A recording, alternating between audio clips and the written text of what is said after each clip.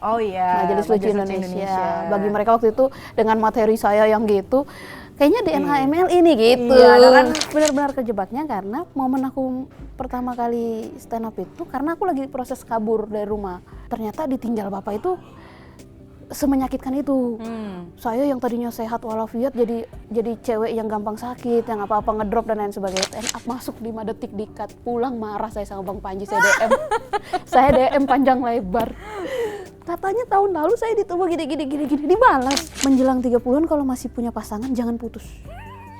Setelah itu susah banget. Aduh, gue baru mau putus lagi. Jangan, aku putus di usia 29. Ngapain gue bilang? Habis itu kayak orang tolol. Ngapain aku putus kemarin ya? Ternyata sesulit ini ya nyari yang itu. baru. Aku kan nyarinya di aplikasi dating. Di aplikasi dating, ya namanya kan semua orang baru ya di situ ya. Terus ada yang ketemu, ada yang ya bertatap muka lah gitu, ketemu ngobrol. Ternyata banyak orang aneh di dunia ini gitu.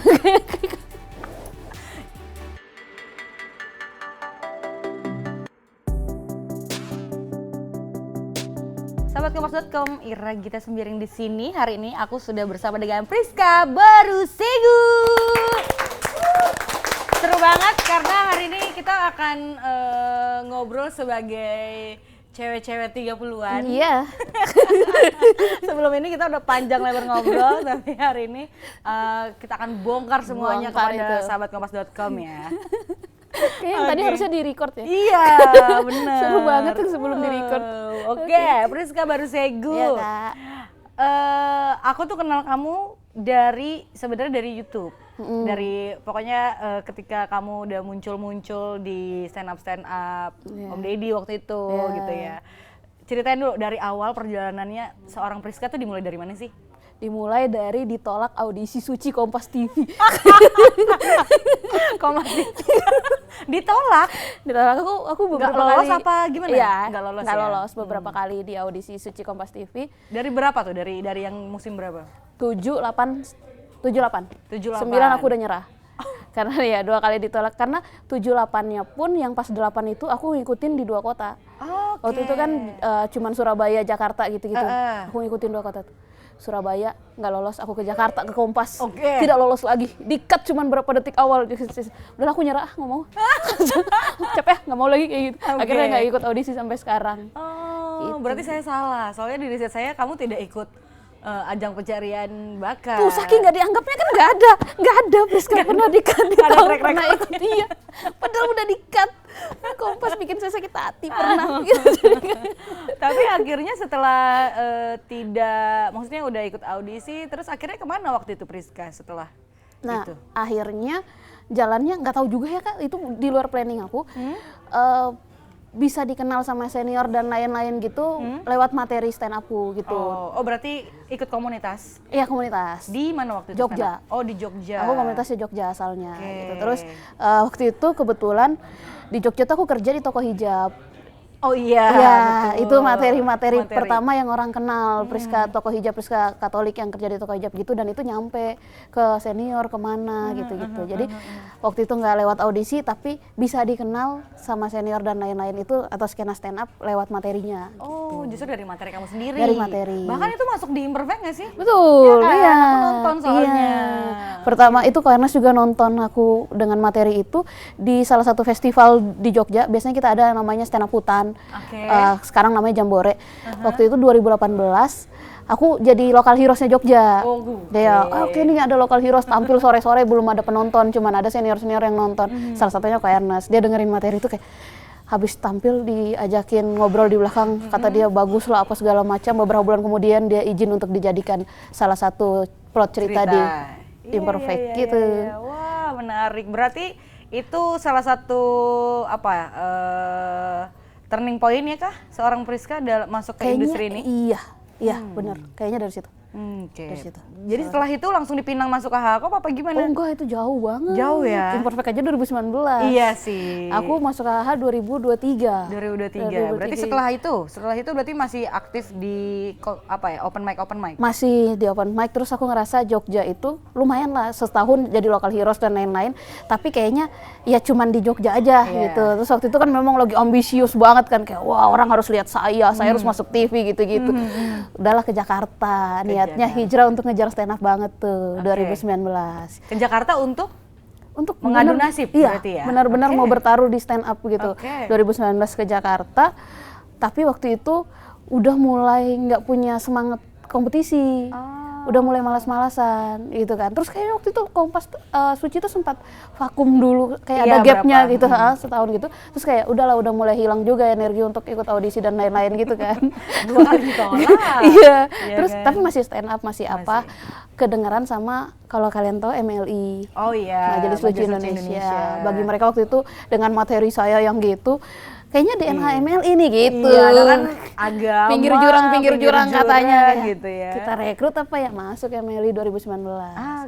2019 akhir baru masuk, langsung Covid di awal 2020. Baru masuk. Sial banget. Kenapa terjal sekali gitu kan. Mau stand up doang ini kayak ribet banget. Akhirnya nggak ngapa-ngapain. 2 tahun di ML itu benar-benar cuma yang ngonten doang, karena kita nggak bisa manggung yang kayak gimana-gimana. Nggak bikin show, nggak bisa, open mic juga nggak bisa. Iya, show itu konten pun kita yang harus swab tiap hari dan lain-lain gitu, capek banget. Kelar 2 tahun dari MLI, 2021 tuh aku sendirian, kosong. Terus 2021 masih MLI, 2022 aku sendirian, ketemu Kak Ernest lagi di festival yang sama, di Jambore itu di Jogja. Dia nggak sengaja dengar materiku waktu itu, aku ceritain tentang aku baru cabut dari MLI. Jadi semuanya tuh pokoknya kayak Ernest tuh ketemu aku tuh titiknya momennya pas aja. Kayak aku gitu lagi curhat di stand up aja gitu. Jadi kayak ketemu lagi, udah nggak di MLI. Wah, kita butuh banget stand up sih manajemen kita sekarang, karena senior-senior udah pada takut stand up, pada main film gitu. Iya. Kalau disuruh stand up pada takut. Lu masih semangat kan stand up? Masih kok. Boleh kali ya kita ini dulu katanya gitu. Jadi probation waktu itu lah. Oke, jadi disitulah baru masuk. Iya. Sampai sekarang. Sampai sekarang, lumayan ya. Udah berapa tahun berarti? 3 tahun lah ya? 3 tahun. Iya. Karena ya itu di apa namanya, di HH Kop itu kan nama-namanya lumayan besar-besar ya. Maksudnya saat itu udah inilah gitu. Terus masuk. Itu gimana waktu pertama kali ditawarin sama Ko Ernest tuh? Bingung, kaget, ngerasa nggak pantas dulu, kayak minder juga berarti. Iya kan, kayak yang lain kan, Bang Ari, Bang Aco, Bang Benny, Priska, siapa gitu kan. Ini nggak ada title belakangnya, nggak suci berapa, ini siapa nih orang. Terus tapi ya udahlah, kayak mungkin jalannya di sini gitu kan. Aku terima dengan segala, aku minta maaf berkali-kali kok karena sampai sekarang sih masih beberapa kali kayak, kok maaf ya kalau aku belum sampai ke ini, merasa masih ya belum layak aja dengan abang-abang ya, kayak gitu. Tapi tempat belajar yang baik. Tempat belajar yang baik. Iya.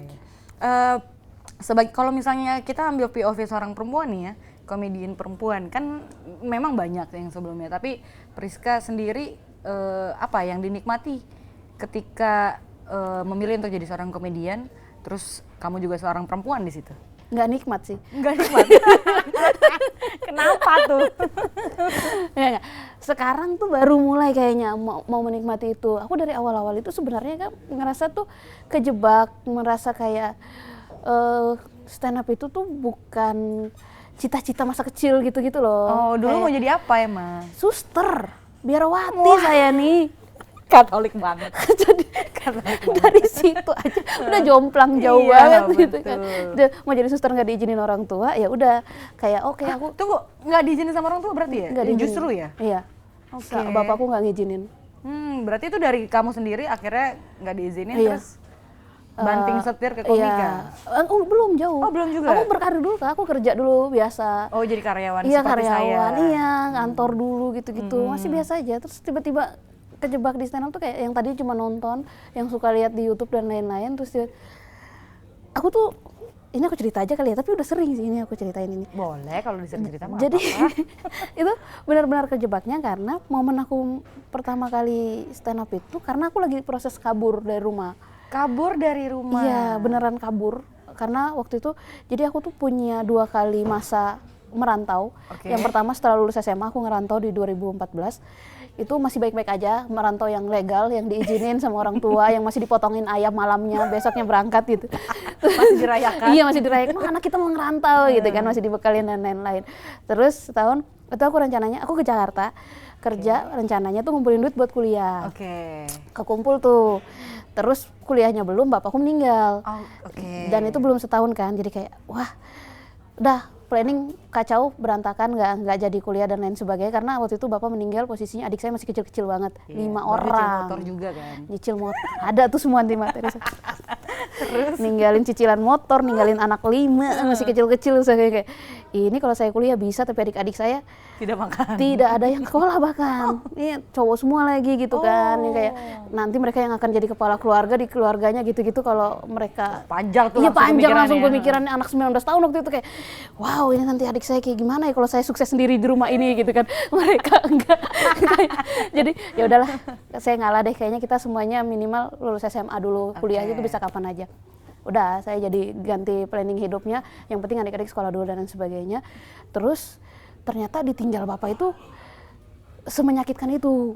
Saya yang tadinya sehat walafiat jadi cewek yang gampang sakit, yang apa-apa ngedrop dan lain sebagainya, sampai benar-benar bolak-balik rumah sakit gitu. Oke. Nah di 2016 itu udah nggak diizinin merantau, disuruh pulang karena sering sakit-sakitan banget. Disuruh pulang ke kampung, saya bingung ngapain. Betul. Lamaran mulai banyak tuh. Iya kan, Ini lamaran berarti masih corporate biasa ya, belum ke stand up ya? no, lamaran kita cewek nggak boleh kosong di kampung kan.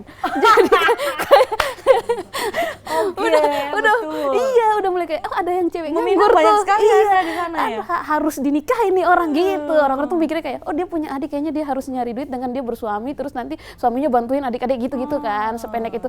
Aku nggak mau. Kira umurku masih segini ngapain aku gini, kayaknya aku bisa dikerja sendiri dan sebagainya. Terus aku minta untuk coba aku izin rantau lagi, nggak diizinin. Terutama mama, karena takut nanti kalau sakit lagi gimana, kabur. Saya kabur lah di akhir 2016 itu karena tidak dirayakan, tidak potong ayam dan lain-lain. Kaburnya waktu itu nggak pakai pesawat. Merantau pertama kan naik pesawat, dibekalin dan lain-lain. Merantau kedua itu naik kapal laut. Dari kapal laut dari Flores ke Tanjung Perak, Surabaya. Turun di sono, poster stand up komedi Suci 7, audisi itu banyak-banyaknya di situ ya. Pokoknya di kota Surabaya itu lagi banyaknya. Itu kalau nggak salah itu Oktober atau pokoknya akhir tahun lah.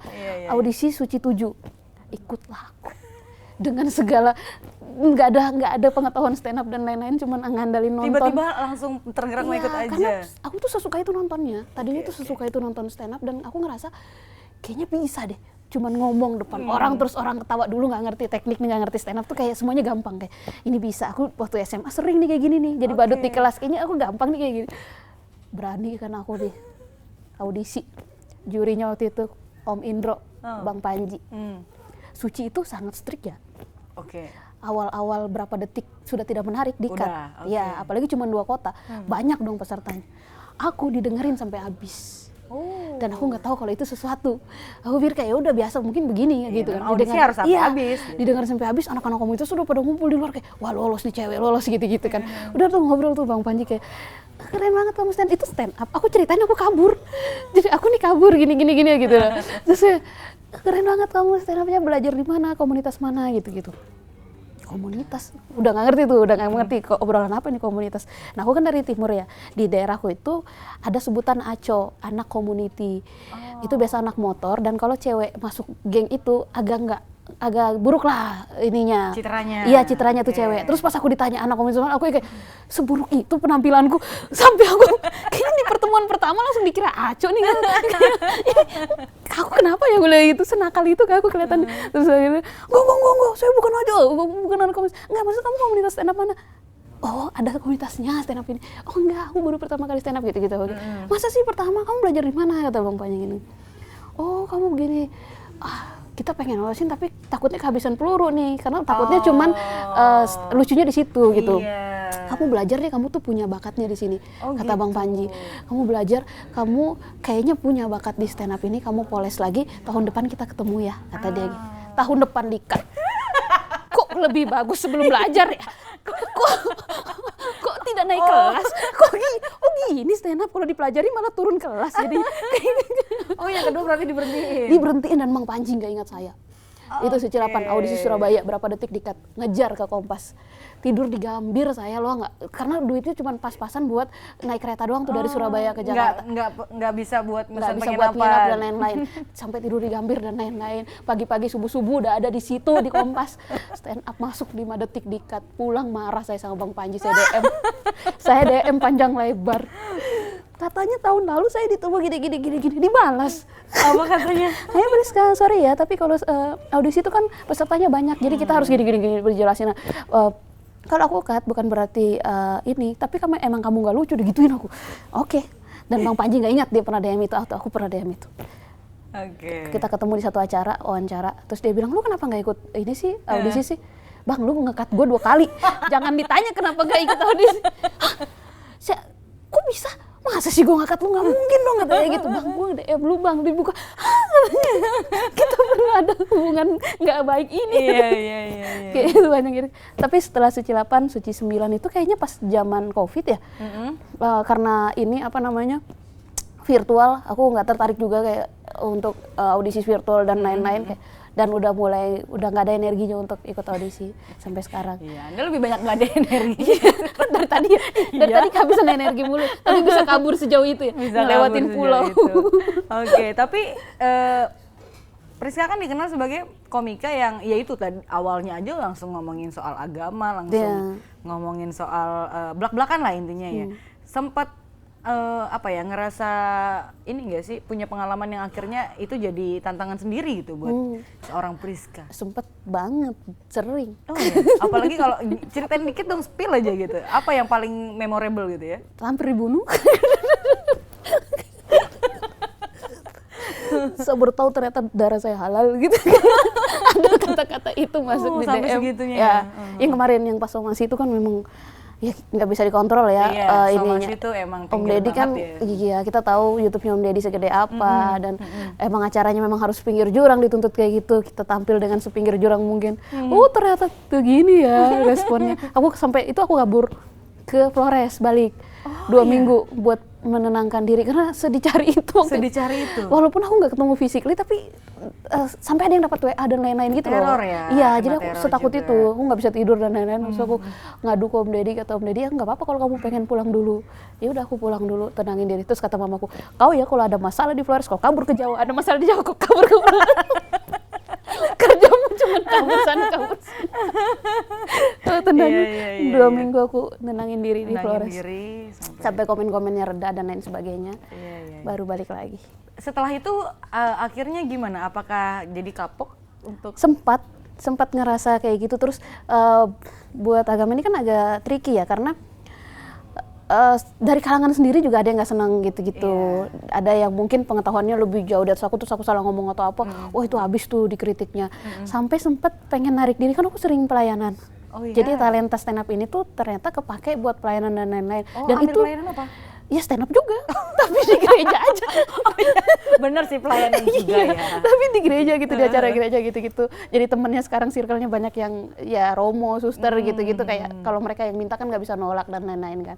Kayak udah Priska tolong tampil di sini, tolong nanti talk show ya ngomongin tentang ini, tentang semangat anak muda bergereja dan lain-lain. Lama-lama tuh ngerasa kayaknya saya nggak kesini deh niat awalnya stand up gitu. Kayaknya bukan, ini terlalu serius buat saya, terlalu takut salah, takut nggak bisa ngapa-ngapain di luar itu. Maksudnya takut orang tuh menganggap saya tuh, oh si Priska, sesuci itu, so holy itu, agamis itu. Nanti saya nggak bisa dong minum alkohol atau apa. saya tetap pengen nakal gitu. Jangan ngebatasin saya kayak gitu dong jadinya. Jadi saya harus berubah ya demi bisa dianggap Priska tuh pelayanan anak gereja banget. Enggak, saya tetap pengen pakai baju seksi di luar gitu-gitu loh. Aduh ini menarik sebenarnya, cuman kita harus bahas yang lain. Akhirnya saya menarik diri dari itu, sempat nggak mau ikut pelayanan dan lain-lain lagi. Jadi berat ya? Iya, kayaknya udahlah stand up aja yang lucu-lucu aja, nggak usah lah saya terlibat ke gereja terlalu jauh atau apa gitu. Tapi sampai hari ini tetap tawaran itu ada mulu dan adalah titik yang bikin aku tuh sadar kayaknya enggak sih, memang Tuhan pakainya ke arah itu dulu. Jadi ya ngalir aja sekarang, kalau ke gereja-gereja, kalau lagi di luar, kalau kalian tiba-tiba lihat Priska bandel dikit di luar, ya nggak apa-apa gitu. Jangan karena iya, saya nggak harus agamis mulu gitu. Nggak harus agamis ya, walaupun itu materi yang sangat seksi ya untuk dibawa seorang komika. Betul. Ya. Iya. Nah sekarang isunya lebih ke 30-an sekarang ya, lebih ke usia-usia yang dianggap rentah. Society. Dan saya pun merasakan, ya kan, gitu. Angkatan 90-an pokoknya udahlah. Ini pemikiran ini berarti munculnya sejak kapan, Pris? Sejak usia 30 ya tentu saja? 30 tuh puncaknya malah. Jadi di 28-29 tuh udah ngerasain. Oke. Udah ngerasain kok ada yang berubah ya dari diri dan hidup ini. Iya gitu. sih. Apa ya waktu itu yang paling turning point ini apa yang akhirnya ngerasa kok ini berubah banget gitu? Tiba-tiba nggak suka nongkrong. Tiba-tiba tuh nongkrong itu kayak menyulitkan, kayak nongkrong lagi gitu. Gitu kayak tiba-tiba Priska udah jarang open mic. Karena kan nongkrong banget dong anak komunitas. Wah, dulu ngobrol mulu, ketemu siapa aja dulu gitu mah kan. Priska stand up open mic di Jaksel dateng, Jakpus dateng, Bekasi jauh-jauhnya lewatin Harapan Indah dateng gitu-gitu kayak sampai Ciledug, sampai mana gitu, Tangerang sana kemana. Sekarang nggak pernah Saat lagi itu. open mic. Ya dulu, terus pelan-pelan tuh kayak ternyata ngobrol lama-lama sampai subuh itu capek ya. Ternyata pulang ke kosan, ke rumah tuh udah nggak ada tenaga ya buat harus mandi lagi, harus asap rokok di mana-mana gitu. Bener-bener. Terus udah mulai nggak kuat sama asap rokok juga. Jadi kan aku pasif ya, udah mulai ngerasain kayak radang tenggorokan gampang banget ya setelah kena asap rokok gitu. Paru-paru udah mulai penuh nih kayaknya. Iya, udah mulai ngeluh. Pokoknya kalau udah kelamaan nongkrong, suara kok udah paru ya gitu. Ini kalau buat stand up 20 menit udah nggak kepake nih suara nih. Akhirnya udah mulai ngebatasin diri sendiri, kayaknya udah ngasih tahu sinyal udah nggak cocok kegiatan ini. Coba yang lain lah gitu. Dan yang lain itu adalah rebahan. Iya. Seenak mungkin di kosan gitu-gitu. Cuman sangat works ya, akhirnya orang banyak yang relate. Iya. Termasuk saya. Tadinya aku pikir aku sendirian yang kayak gitu, tapi lewat stand upku yang kemarin sempat ada potongan videonya, dan ternyata banyak yang relate. Oh ternyata aku normal gitu. Oh ini fase semua orang ya. Thank you semuanya. Aku kira aku sendirian. Iya. Tapi akhirnya jadi jadi relate banget. Orang jadi oh iya ternyata gue juga ngerasain yang sama gitu. Khususnya dalam nggak cuma nongkrong tapi akhirnya nyari jodoh juga sangat ini ya. Kataku, berpengaruh ya. Menjelang 30-an kalau masih punya pasangan jangan putus. Setelah itu susah banget. Aduh gue baru mau putus lagi. Jangan. Kriteria lu nambah, pokoknya nambah banget, tidak ada toleransinya. Gitu. Kalau dulu tuh kayak usia 20-an tuh masih bisa kayak aku nggak suka cowok perokok, tapi ganteng. Ya udah nggak apa-apa. Aku nggak suka cowok perokok, kalau dia ganteng, nggak peduli ganteng. Aku nggak suka yang perokok gitu. Udah Langsung to the point. Iya langsung kayak gitu, udah nggak bisa. Pokoknya ya mending jangan putus deh yang sekarang tuh. Berarti ini based on true story ya, maksudnya dari pengalaman pribadi ya. Stand up semuanya true story. Semua true story. Karena aku kayak lebih gampang aja ngulik, jangan Iya sih. kita sendiri yang ngalamin. Iya. Bahkan tadi kan kita udah cerita-cerita ya, bahkan nggak jarang mau bertindak sesuatu tuh niatnya memang pengen cari materi. Iya. Materi stand up ya maksudnya ya. Iya kan ada juga nanti materinya ngikut. Betul itu. Materi stand up itu materinya ngikut. Iya. Iya. Tapi biasanya oke lah kalau kita ngomongin soal per 30-an ini nih ya, stand up yang kemarin sempat ramai itu dan nanti akan ada turnya juga. Itu berarti awalnya dari mana tuh akhirnya mau ya udah deh gue bikin jadi materi stand up deh gitu. Atau udah riset dulu nih sebelumnya? Sebelumnya karena memang beban di awal tahun bos kita yang orang Cina ini kan, Ko Ernest ini. Tapi dia memang Ko Ernest tuh seproduktif itu orangnya. Iya sih. Dan memang orang-orang yang lagi tidak produktif kayak gini butuh awareness Prakarsa. Butuh awareness yang maksa-maksa dan lain sebagainya. Dia nanya, bikin show lagi ya Pris tahun ini, karena sebelumnya tahun 2024 tuh aku udah punya show Imajinasi. Terus kata Ernest, bikin lagi Pris, penonton lu lumayan gini, dipelihara itu komunitas penonton lu dan Terus kayak aduh belum ada lagi materinya kok apa ya gitu. Tapi itu awal tahun ngomongnya. Iya. Tunggu, yang imajinasi dulu tentang apa waktu itu? Imajinasi tuh beriman sambil berimajinasi. Beriman sampai masih tetap Ya, kalau itu agama banget. Ya, agama banget kalau ya. itu masih agama banget kayak pengalaman spiritual apa segala macam kayak gitu. Makanya penonton Anda lebih banyak komunitas Betul, gereja ya. ibu-ibu, bapak-bapak gerejawi yang tidak pernah dengar kata-kata off air itu, terus tiba-tiba nonton, ini anak ini ngomongnya gitu. Oke, itu Itu imajinasi. Ya, dan ternyata itu juga lumayan banyak peminat, terus diturkan juga 5 kota gitu-gitu. Jadi gue harus mikir kayak, ya itu ada tuh penonton mau dipelihara, jangan sampai mereka kayak, oh nggak bisa nonton Priska lagi ya tahun ini, dan bikin lah. Waktu itu belum ketemu apa ya tahun ini, aku bilang dari Januari tuh mikirin ini judulnya apa, segala macam. Juni aku ulang tahun 30. Ya, Kayaknya bahas tentang 30 kali ya gue bilang gitu. Apa, tapi namanya apa ya yang masih Priska dan masih bisa menggaet penonton gereja tadi gitu. itu masih terus jadi target ya, nggak boleh ditinggalkan. Apa ya? Per-30-an, plesetan dari persepuluhan. Persepuluhan, Nah, iya, jadi iya, kayak iya. kalau persepuluhan orang tuh 10% kan. Betul. Nah, kalau aku menyogok Tuhan jadi lebih gede, 30%. Saya 30%, tapi isinya ngeluh semua. Iya, menarik. Jadi dari menarik. situ namanya kayak oke 30 tahun dan ini bentuknya persembahan juga, kayak persembahan 30 tahunku tuh apa aja yang aku persembahkan atau yang orang persembahkan buat aku dan apapun itu Iya. dijadiin, dikemas jadi satu. Jadi satu. Menarik Materi sekali ya dengan image seorang komika perempuan yang sangat beriman. Terus gue kayak gar-gar gitu Iya, beriman. kayak yakin gak ya ngomong ini? Salah gak ya gue ya? Oke, sekarang kita ngomongin soal 30-an nih. Yang paling resah dari seorang Priska ketika menginjak usia 30 apa? Sebenarnya kalau ngomongin resah, pas 30 itu justru nggak banyak resahnya. Dalam artian tuh, kayak ternyata aku kan gampang marah ya orangnya. Oh iya? Iya, kayak Stand up comedian dan gampang marah. Bang Oki ya kamu ya? tapi nggak di stand up-nya. Oh, nggak di stand up. Di real life aku tuh kayak gampang emosi aja gitu. Kayak apa-apa tuh kayak masang jarum ke benang aja kalau lama gitu, kayak gitu-gitu loh. Yang kayak ngambek mulu lah apa segala macam. Tapi kesini-sini tuh kayak tidak gampang marah. Lebih bisa mengerti orang, oh kalau dia kayak gitu, oh kayaknya dia lagi gini deh, gitu-gitu. Kayak gampang kesulut ya? Iya, kalau ada orang yang pengen berantem atau apa, nggak bisa mancingnya sudah sekarang kayak, oh kayaknya dia lagi bad day di hari ini, buruk buat dia. Ya udah disenyumin aja. Dulu tidak bisa. Pasti diberantemin. Iya, dari A saya udah sampai Z ini ya. Nggak bisa mulut berantem, ayo kita fisik bisa nih, aku mukul nggak apa-apa, nggak sakit, tapi yang penting mukul gitu kayak. Sekarang tuh nggak punya energi untuk itu, lebih kayak oh semuanya bisa kok dibahas dengan damai kayak gitu. Itu aku lebih berasanya di situ, lebih wise lah aku bilang ke diriku sendiri gitu. Atau dampak sama pengalaman pribadi juga yang terjadi? Mungkin ya, karena mungkin dari yang gampang marah itu banyak hal buruk terjadi, banyak kehilangan, banyak apa segala macam. Terus aku kayak, oh ternyata nggak semuanya tuh harus diselesaikan dengan cara kayak gini ya.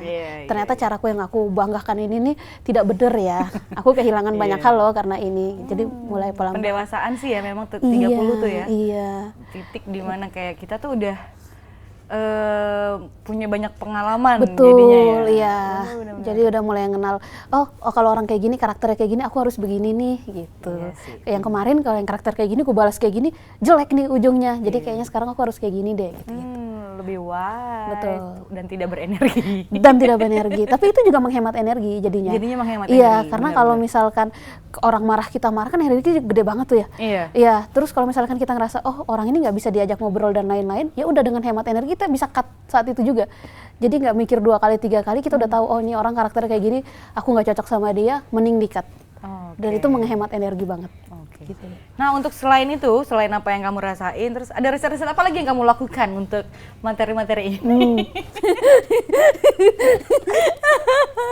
Riset yang benar-benar riset, yang aku turun, ada penelitiannya langsung, ada prakteknya, ada banget buat materi per 30-an, dan itu ada kali setengah jam pembahasannya itu doang. Pencarian jodoh.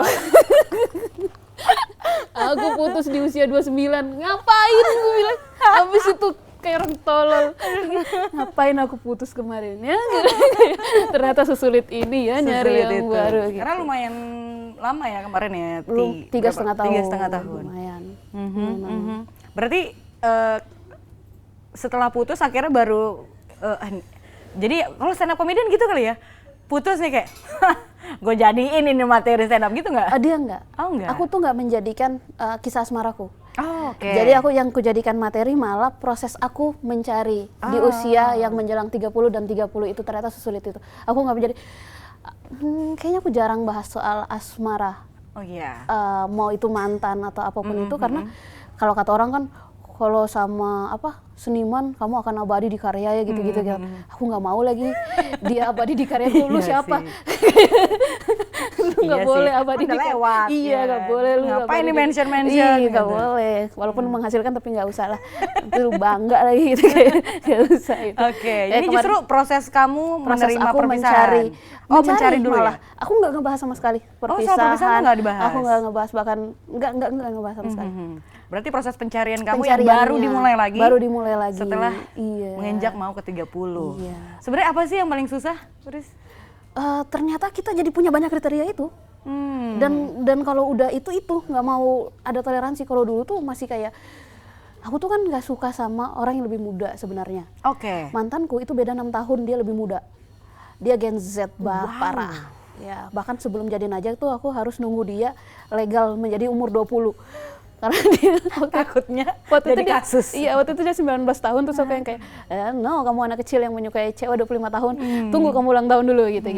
Nah, tapi setelah setelah 30 hal-hal yang kayak bisa ditoleransi yang kayak gitu, oh nggak apa-apa kok kalau berondong banget jauh banget gitu-gitu nggak apa-apa kok, toh mereka juga membawa energi baru. Nah kesini tuh kayak oh enggak sih, kalau gapnya terlalu jauh ternyata banyak hal yang nggak nyambung juga dan lain sebagainya. Aku harus ngomong dan lain sebagainya, itu tuh udah mulai dipikirin gitu. Jaraknya emang dan lebih ego dalam artian tuh lebih mikir yang nyaman buat aku dulu, jangan nyaman buat orang duluan gitu. Kayak kalau aku yang akan ngomong dan lain-lain kayaknya aku nggak nyaman deh, capek sih gitu. Pengen sih sekali-sekali diemong gitu. Jadi bayi, iya, gitu. Pengen sih wanita independen ini dibukain pintu gitu. Dilapin sendok sama garpunya sebelum makan gitu. Dan itu sangat relate gitu sama mungkin cewek-cewek 30-an yang juga kesulitan ya, maksudnya nggak segampang itu nyari pasangan. Gitu kan. Nggak segampang itu langsung cocok sama orang gitu. Itu yang akhirnya jadi materi-materi. Jadi materi dan ketemu orang. Aku kan nyarinya di aplikasi dating. Di aplikasi dating. Ya namanya kan semua orang baru ya di situ ya. Terus ada yang ketemu, ada yang ya bertatap muka lah gitu, ketemu ngobrol. Ternyata banyak orang aneh di dunia ini gitu. Iya lagi. Pengalaman aneh itu yang jadi 30 menit stand up itu sendiri. Wow. Jadi kayak hampir setengahnya tuh pembahasannya itu. Kayak ada satu si A, si B, si Z. Aduh dengan keanehannya masing-masing dan itu lucu-lucu banget. Iya. Dan fun fact-nya adalah saya juga baru pakai aplikasi, Bu. Jadi kita kenapa sangat relate, kayak gue harus banyak belajar dari lu deh, Pris. Ih, banyak temanku belajar dari aku. Iya, temanku banyak belajar pokoknya, Pris, ini kalau yang kayak gini gimanain cowoknya, balas kayak gini. Jangan ngomong gitu, jangan. Aku yang ngarahin kasih gitu. Tips dulu. Yang paling umum seorang perempuan ya misalnya ya ketika pakai dating aplikasi dating, apa yang harus dia modalnya apa gitu? Pokoknya hati-hati aja kalau dia nanya kosanmu kosanmu di mana gitu. Kosanmu di mana, khusus cewek atau campur. Nah, itu berarti niatnya udah aneh-aneh. Ya. Kalau di awal dia udah ngechat kayak gitu, mending nggak usah deh. Oh, aku tinggal di ini nih, di perumahan Brimob gitu aja bagus. Orang asing bakal ditembak kakinya gitu aja lah langsung. Oke. Pokoknya itu berarti garda pertama untuk memfilter niatnya dia apa. Iya, niatnya dia. Karena kan kita pengen cari yang serius ya. Iya. Walaupun kita mainnya ya salah kata orang di aplikasi dating, nggak salah sih kalau lu nemunya yang cocok juga. Iya. Ada loh temen ada kok juga banyak yang sampai ke yang pernikahan dan lain-lain. Jadi ya motivasi kita juga apa? Kalau aku kan kayak yang pengen nyari tuh nggak yang main-main nih. Udah capek nih energi terakhir yang gue pakai ya.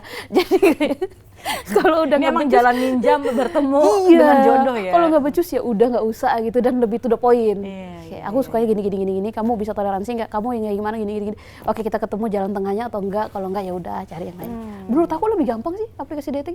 Karena maksudnya kan semuanya tahu kita main itu buat dating. Iya sih. Gitu. Jadi memang udah terfokus aja iya, ya. Jadi nggak kayak ini sebenarnya deketin gue apa enggak nih? Iya, nggak ada modus-modusan atau apa kan, kayak oke, kita match karena kita saling pengen kenal kan, gitu. Kalau nggak cocok ya udah gitu kan.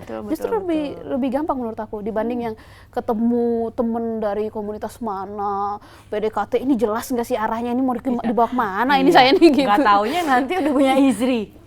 Waduh, itu 30 masalah perempuan 30 tahun ya. Iya kan, ketemu cowok yang tiba-tiba nggak taunya sudah pengennya yang lebih tua, pengen diemong. Ada suami orang ternyata. Bener, aku ngalamin kemarin. Oh iya? Iya. Oh my God. Dan itu real life, jadi nggak lewat aplikasi dating. Dideketin orang, wah mapan, wah lebih tua, wah keren, gini-gini, wah. Waduh. Wah ada istri. Kenapa ngaku bujang ente? Kok bisa? Nah, iya tuh. Ada. Justru mungkin ketika pakai dating apps kita justru lebih Iya, checklistnya tuh lebih strict ya. Iya, Kalau iya. yang ketemu tuh nggak terlalu menarik. Aku justru kayak oke, aku percaya kok aplikasi dating. Ya, yang nguliknya aja kita harus tahu. Iya sih, karena jujur saya agak konvensional gitu ya, kayak yang tiba-tiba baru terus langsung tuh agak worry nih, seperti beli kucing dalam karung gitu. Iya. Tapi kalau kucingnya ras juga bagus sih. Langsung ke filter ya berarti ya. Pokoknya nyari yang ras gitu ya. Iya. Kucingnya ras sih kayak ya bersyukur lah puji Tuhan. Iya, Gitu. iya. Tapi nggak sampai ada yang gimana banget, maksudnya di aplikasi dating dampak negatifnya gitu nggak? Oh sejauh ini nggak ada sih. Maksudnya ke filter dari chat dan lain-lain gitu, mau ketemu itu sama orang yang aku rasa kayak kita punya feeling ini orang baik nih buat bisa ditemuin, dan temunya di tempat yang rame. Gereja paling aman tuh Kak. Udah ajak ke gereja, ketemu di gereja udah paling aman. Iya benar. Gitu. Tapi kan di awal kan bisa aja. Iya tapi amannya dulu untuk ketemu. Iya sih. Kayak Nggak kan yang banyak brimob. kejadian. Iya kejadian yang kayak misalkan ketemu terus ternyata dipukulin atau apa gitu-gitu loh, amit-amit ya gitu-gitu. Kayaknya paling aman tempat ramai. Benar sih. Iya. Oh kalau kamu berarti ke gereja langsung? Ke gereja dulu. Iya. Berarti langsung nyari yang seagama. Iya dong. Kan aku bilang udah serius kayak aduh udah capek banget harus siapa yang mau login, siapa yang mau logout. Enggak usah kayak gitu-gitu. Lama banget tuh prosesnya tuh. Iya. Udah gitu saya juga kan minoritasnya minor banget ya, dikit ya. Udah minor lagi. Udah sedikit ini nih harus nyari yang beda lagi. Enggak, udahlah yang jelas-jelas aja udah. Iya yang pasti-pasti aja, cuman tapi emang dikit. Dapat target nggak sih dari mama gitu misalnya, Priska kamu? Oh udah capek mama saya, udah nggak ditargetin lagi. Mereka itu keluarga saya terakhir itu nanya-nanya tuh di usia 25. Setelah itu mereka ngelihat secuek itu saya, udah nggak nanya-nanya lagi. Udah menyerah Iya, ya? malah sekarang banyak yang mengarahkan saya untuk udah jadi suster aja dah, gitu. Balik lagi Kayaknya kamu emang nggak mau nikah, kamu jadi suster aja deh. Udah pada ngizinin malah. Iya. Tapi sekarang masih mau menikah kan? Jadi mau sekarang pas mereka suruh saya jadi suster, gantian kita ya. Gitu loh rasanya. Saya makin disuruh jadi suster makin pengen nikah. Makin pengen nikah akhirnya. Iya.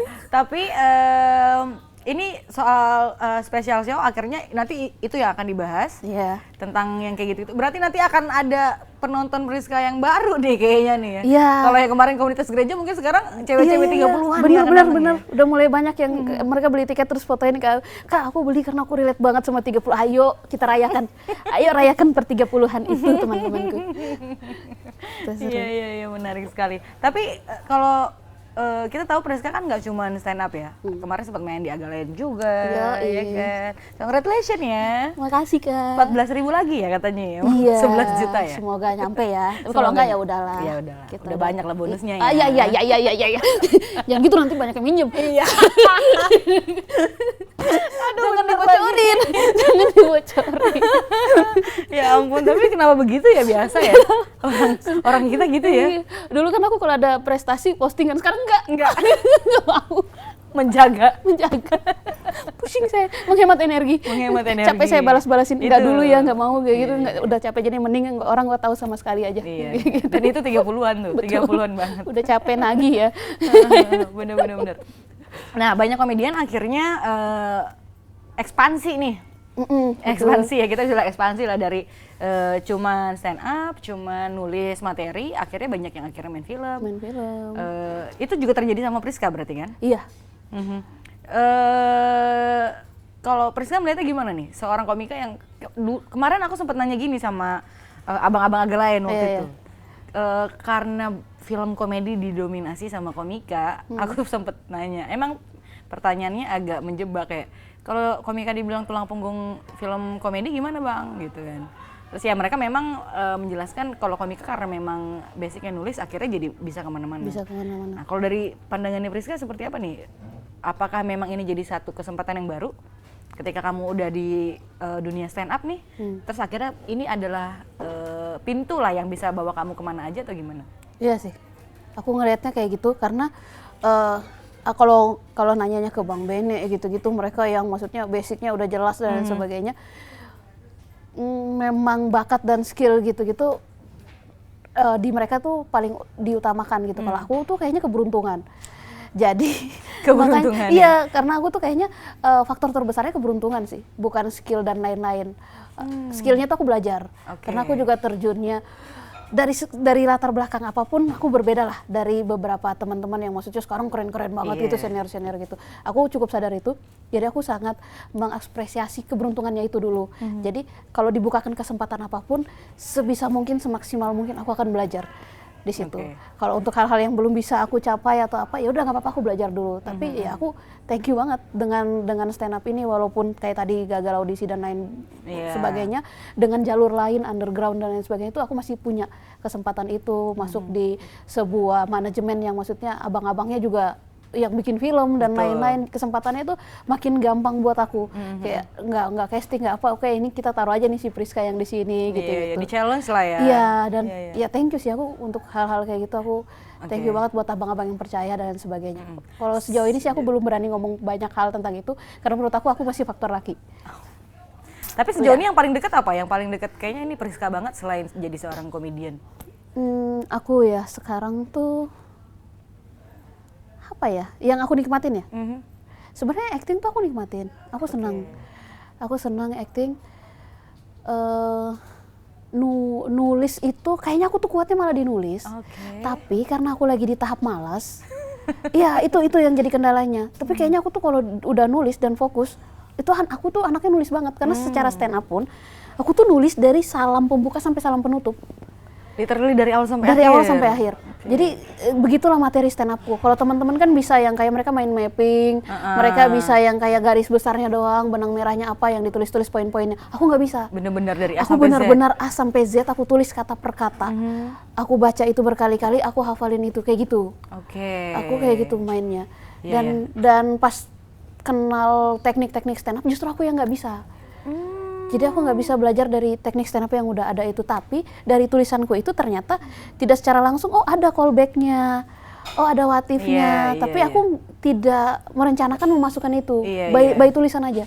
Aku nulis aja. Menarik ya, berarti memang, tapi waktu di stand up kan belajar juga kan berarti kan nulisnya? Belajar, tapi kalau secara yang teknik banget, teknik anak stand up banget, yang ini harus dimasukin ini, aku kurang bisa. Kurang bisa, aku coba kurang bisa ngikutin yang bagian berarti situ. Sekarang ada di fase lagi males? Iya, aduh jangan gitu deh. Ya mungkin siapa tahu yang bisa jadi apa tuh? Tapi biasanya di usia 30-an tuh apa sih yang bikin akhirnya dapat kekuatan lagi untuk ngelakuin sesuatu? Aku lagi nyari itu. Jangan tanya aku. Aku nyari gimana ya caranya bisa punya energi yang dulu itu gitu loh. Aku lagi nyari itu loh, Kak. Tapi kamu show di 4 kota, Priska. Karena kok Ernest. Kotanya di mana aja sih kalau boleh tahu? Di Tangerang yang pertama 11 April. Seminggu kemudian 18-19 itu ada di Solo dan Jogja. Kampung kamu di situ ya? Iya, Jogjanya ya. Solo kampung kampung teman saya juga ada di Solo. Terakhir di Bandung. Di 25 April. Dan itu ulang tahun bapak saya. Jadi pas banget tanggalnya gitu. Tapi orangnya udah nggak ada sih, jadi umurnya juga nggak bertambah sih. Kayak apa yang saya rayakan sudah. Nah ini baru gaya stand up komedian. Tapi berarti yang minta tuh Kak Ernest, 4 kota itu? Aku. Oh kamu jadi yang minta? Jadi Kak Ernest sarankan untuk tur. Sebenarnya nggak maksa-maksa banget, Kak Ernest tuh saranin, cuman aku kan orangnya nggak enakan untuk nolak. Jadi aku kayak, ya udahlah walaupun aku capek, cuman aku bilang kayak gini, kok aku minta turnya jangan ada kota yang kita tuh harus naik pesawat. Oke. Karena itu akan capek banget subuh-subuh ke bandara dan sebagainya. Kemarin kan sempat tuh kayak Bali gitu-gitu kan. Ya tahu kayak kalau bisa tuh yang kita bisa gapai pakai KRL. Bukan KAI ya, bukan antar kota tapi KRL. Jadi ya udah Bandung masih bisa tuh naik bus. Jogja Solo kita akan naik mobil bareng-bareng sama kru gitu. Jadi dianggap liburan, senang-senang gitu. Tangerang ya deket banget. Keluar tol nyampe gitu. Jadi saya seminimal mungkin yang tidak menguras energi perjalanan dulu ya kok gitu. Dan jaraknya seminggu-seminggu ya? Gitu seminggu-seminggu. Lumayan lah buat istirahat mah. Iya, menarik. Tapi kalau misalnya yang masih pengen nonton apakah udah tiketnya masih ada ya? Tiketnya masih ada, yang sempat sold out itu Tangerang tapi ditambahin kuotanya lagi karena masih jaraknya berapa bulan gitu kan untuk sana, dan kok Ernest lihat kayaknya ruangan ini masih bisa ditambah berapa kursi gitu. Lagi-lagi kok Ernest ya bertindak. Jadi jiwa bisnisnya kan sangat mendominasi. Tangerang menipis banget untuk yang Tangerang karena udah sempat sold out, jadi kita nambah-nambahin aja kursi. Yang masih bisa dibeli dan masih tersedia lumayan itu di Jogja, Solo, dan Bandung. Gitu. Tapi menurut kamu profesi ini menjanjikan nggak sih, Bro? Oh, untuk sekarang hasilnya seperti ini yang saya rasakan menjanjikan. Iya, di saat saya lagi malas-malasan aja saya masih bisa mengerjakan ini kayak sangat menjanjikan. Tapi prosesnya nggak gampang ya, tidur di gambir tadi loh saya. Tidur di gambir, di-cut 2 kali, 3 kali gitu-gitu. Jadi ya itu. Oke. Tapi ada pernah momen ini nggak sih? Tadi aku nanya ini juga ke Bang Ari. Pernah ada momen stand up comedy, lagi stand up komik, lagi open mic, tiba-tiba nggak lucu? Oh sering dong. Sering ya? Apalagi kalau open mic kan kita ngetes. Betul. Materi yang dites yang kita belum tahu lucunya nyampe atau enggak ke orang. Menurut kita lucu belum tentu menurut orang lucu gitu-gitu. Kalau coping mekanismenya Priska gimana tuh ketika ada di depan banyak orang terus tiba-tiba ngerasa kayak gue nggak lucu deh.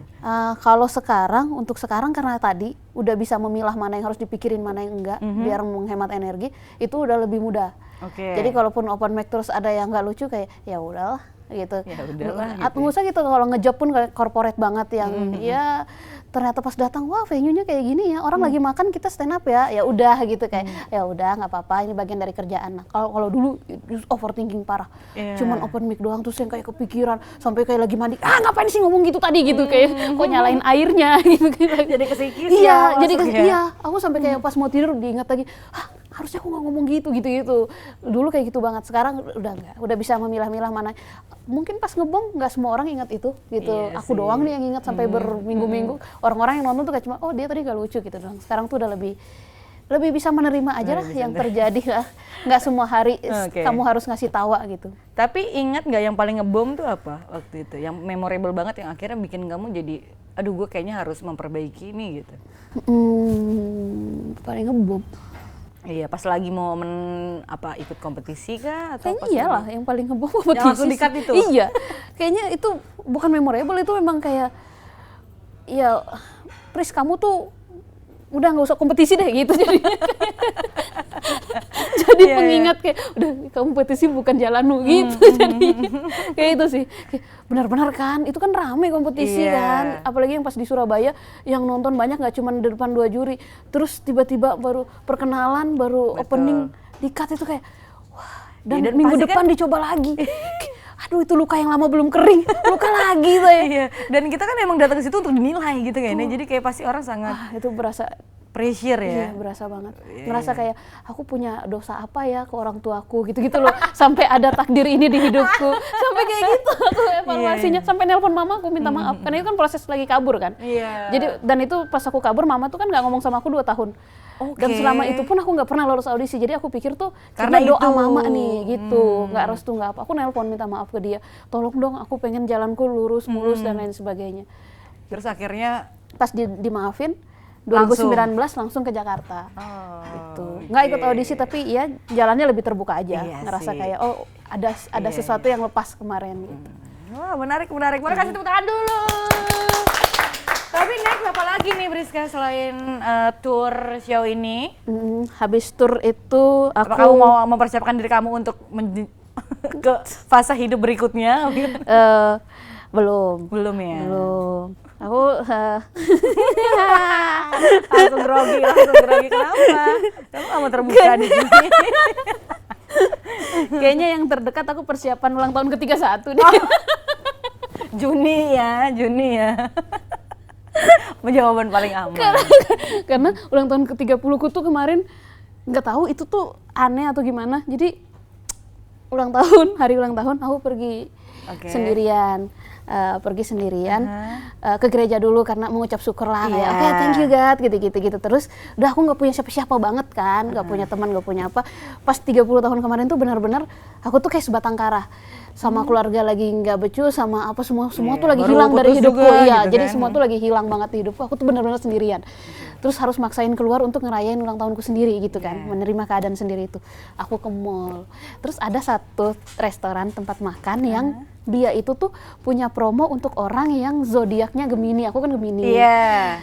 Aku datang lah, aku Gemini nih, pasti promo nih, pas nih ulang tahun dapat promo. Kak, aku Gemini, Kak. Oh iya, boleh lihat KTP-nya, tunjukin. Udah, oh iya benar Gemini. Udah, aku makan tuh lagi seneng. Terus aku bikin time lapse kan, kayak ngerekam aku lagi makan sendiri. Terus tiba-tiba ada lagu ulang tahun. Deng. Wah, siapa nih ulang tahunnya sama kayak aku gitu kan. Siapa nih di restoran nih? Ternyata karyawan itu datang bawa kayak kue gitu ulang tahun ke aku. Karena tadi mereka ngeliat KTP-ku dan aku ulang tahun hari itu, dan emang di restoran itu dirayain kalau ulang tahunnya gitu kan. Pas hari itu gitu. Ada 3 karyawan datang, terus tiba-tiba semua orang ngeliatin aku yang sendirian di meja itu. Aku yang kayak, aduh malu banget. Mungkin kalau masih muda gitu seneng gitu ya, di usia 30, no way. Aduh malu banget, satu resto ngeliatin aku tapi mereka ikutan ngerayain sama itu. Aku harus happy atau gimana ya, tapi tuh malu dan canggung banget. Terus aku buru-buru makan pergi. Itu 30 tahunku kayak, anjir ini kok kayak norak banget ya. Nanti 31 semoga nggak kayak gitu maksudnya. 31 apa nih rencananya? Aku mau ngelamar. Aku yang ngelamar. Aku yang gitu nggak sih? Nggak tahu sih. Kalau aku sih, ya mungkin sebelum itu mungkin kita berdoa udah ada yang ngelamar kamu ya sebelum 31. Enggak sih, aku kayak kalau peka sih kayaknya penutupan turku keren sih buat jadi tanggal yang memorable. Iya nggak sih kalau peka ya? Iya nggak sih kalau kamu? Apalagi kan udah iya. Fans kamu iya, kalau aku sih gitu ya, kalau peka. Nggak tahu kalau nggak peka ya. Oke, pokoknya sukses buat Rizka. Iya, thank you Kak. Semoga show-nya nanti sold out ya. Amin. Yang masih mau yang masih mau cek tiketnya bisa di mana nih? Di event.hhhcorp.com. Oke, di situ masih bisa. Sejauh ini masih available ya? Masih available. Oke, terima kasih sekali lagi. Terima kasih banyak Sagita. Terima kasih teman-teman. Terima kasih juga buat sahabat Kompas kami sudah menyaksikan. Semoga kita ketemu lagi. Bye-bye. Bye.